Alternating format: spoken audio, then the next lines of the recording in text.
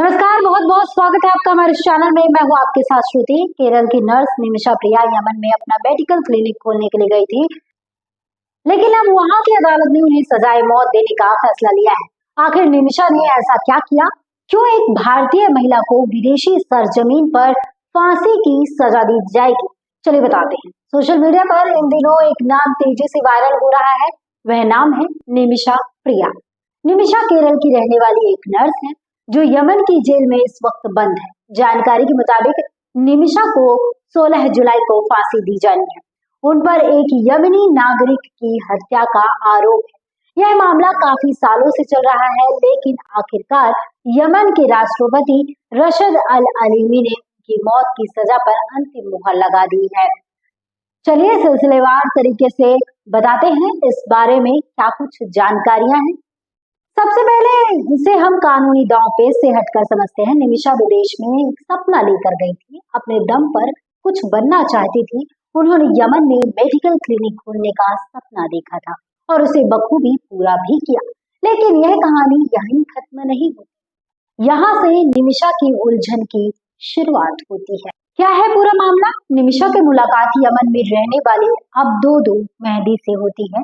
शुरुआत में मेहदी क्लिनिक खोलने में मदद करने का वादा करता है, लेकिन समय के साथ यह वादा अलग ही रूप लेने लगा। मदद का वादा जबरदस्ती और उत्पीड़न में बदलने लगा। आपको बता दें कि यमन में कानूनी रूप से कोई भी विदेशी नागरिक तब तक व्यापार नहीं कर सकता है जब तक उसके साथ कोई स्थानीय पार्टनर न हो। इसी नियम के तहत निमिषा ने यमन के नागरिक मेहदी को अपना बिजनेस पार्टनर बनाया था। मेहदी की दोस्ती निमिषा पर भारी पड़ने लगी।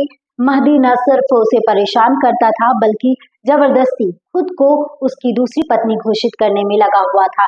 वह उसे बार बार परेशान करता, पैसे मांगता। जब सारी हदें पार हो जाती तो निमिषा पुलिस के पास जाती है और कुछ वक्त के लिए मेहदी को जेल भी होती है। लेकिन जेल से लौटने के बाद वह निमिषा का पासपोर्ट जब्त कर लेता है। विदेशी जमीन पर जहाँ की कानून, भाषा, रिश्ते और समाज की मानी सब कुछ अलग है, वहाँ भारतीय महिला का पासपोर्ट छिन जाना सिर्फ डॉक्यूमेंट खोना नहीं है, बल्कि उसकी सुरक्षा आजादी पर ग्रहण लगने जैसा है।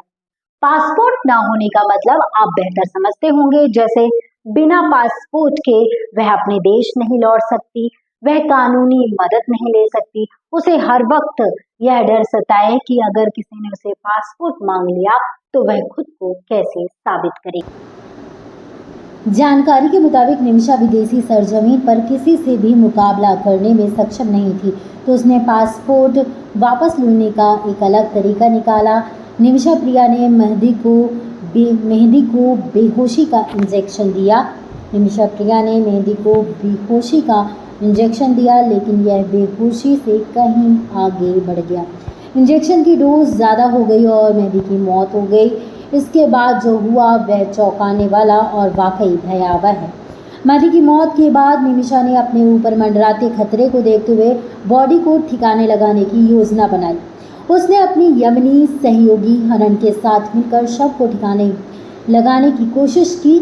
दोनों ने मिलकर मेहदी के शरीर को टुकड़ों में काटा और पानी की टंकी में डाल दिया, लेकिन इसके बावजूद भी निमिषा का गुनाह छुप ना सका। 2018 में निमिषा को मौत की सज़ा सुनाई गई और उनके साथ ही हनन को उम्र कैद हुई। निमिषा प्रिया और उनके परिवार ने सज़ा के खिलाफ खूब हाथ पैर मारे, कई स्तरों पर रहम की अपील की, लेकिन उन्हें हर जगह से निराशा हाथ लगी और अब उनके फांसी की तारीख तय कर दी गई है।